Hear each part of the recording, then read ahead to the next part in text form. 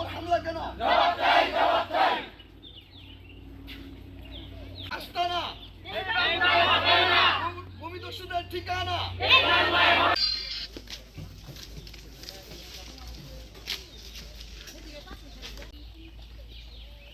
ছবিটা সাইডে চাই ইয়ার যা পত্রিকা লেখা লম্বা লম্বা ওদের বাড়ি ঘরে হামলা কেন?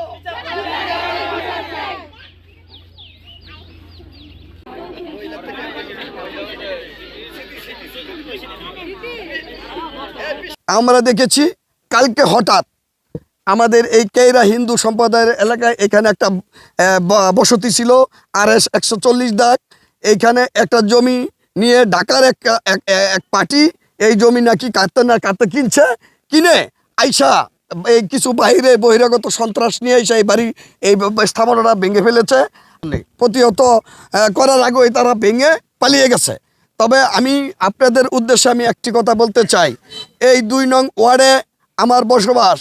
আমি ব্যর্থহীনভাবে বলতে চাই, কোনো সন্ত্রাস, কোনো জমি দখলবাজি, কোনো রকমের চাঁদাবাজি এই 2 নং ওয়ার্ডে হতে দেওয়া যাবে না। বহিরাগত সন্ত্রাস যারা এসেছে তাদের ফুটেজে দেখেছি কারা কারা আছে। এইখানে নাকি কিছু বিএনপির নামধারী কিছু সন্ত্রাস জড়িত আছে। তাদেরকে আমি হুঁশিয়ারি করে বলতে চাই, আমরা তো এই এলাকায় বিএনপি করি, আমাদের বিএনপির নেতাকর্মীরা আমরা শান্তিপ্রিয়ভাবে আমরা হিন্দু মুসলিম ভাই হিসেবে চলি। এইখানে কেন আপনারা এই আইসা এই বাড়িঘর ভাঙলেন? এইটার জবাব যদি 24 ঘন্টার ভিতরে যদি এটার জবাব প্রশাসন দিতে ব্যর্থ হয়, তাদেরকে গ্রেপ্তার করতে ব্যর্থ হয়, তাহলে এই কায়রা হিন্দু সম্প্রদায়ের আমার 2 নং ওয়ার্ডের বাসীকে নিয়ে আমি থানা ঘেরাও পর্যন্ত করতে আমি প্রস্তুত। দাদার পরে দাদার বাপে খাইছে, বাবা খাইছে, আমরা খাইতেছি, এই যে খাইতেছি।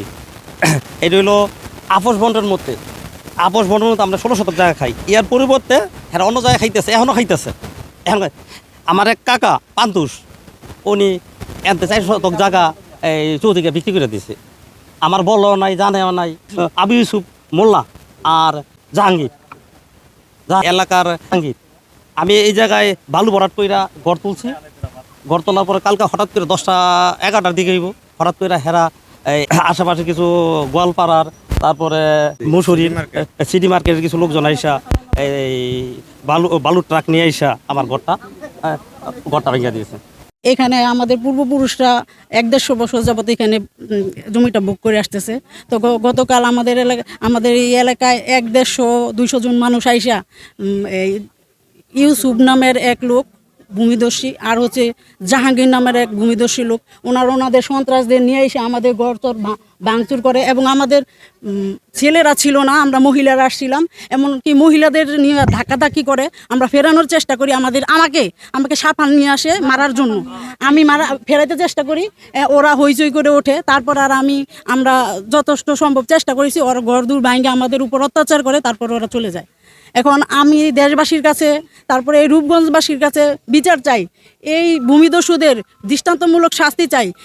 যেহেতু উনি সন্ত্রাসের থেকে বড় ধরনের কাজ করছে, আমরা হিন্দু সম্প্রদায়ের মানুষ, এরকম যদি হয় আর্মির অবস্থা, তাহলে আমরা কোথায় যাব? এই সম্পত্তিটা আমরা পূর্বপুরুষ থেকে দেখতেছি ওনারা ভোগ করে খাইতেছে। তো উনি এই জায়গাটা নিচে কিনে ওরা যাচাই না করে যে সন্ত্রাসের কাজ করলো, এই সন্ত্রাসের কাজ ওনার ঠিক হয় নাই।